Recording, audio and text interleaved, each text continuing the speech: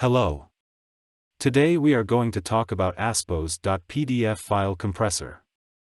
To start, please go to Aspos.pdf free web applications and press the button File Compressor. Here you have the possibility to choose the file format you are going to work with. File compressor can process the files of the following formats: PDF, Doc, Docs, Word, PPT, PPTX, PowerPoint, XLS, XLSX, Excel, EPUB, Image, JPG, PNG and BMP.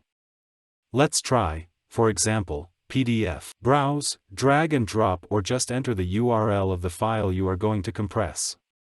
Here you can choose the mode of operation. It can be low, medium or height. The low compression mode optimizes the internal structure of the document and remove an extra metadata from the PDF document. The medium mode performs the same action that the low one, but additionally it reduces the quality of the image by 50%. When using the height compression mode, images are compressed by 75% and the maximum resolution for the image will be 150 pixels. Let's try high mode and press button Compress.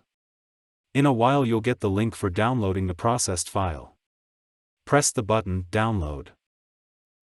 The compression was successfully completed. The size of original size is 820 kilobits.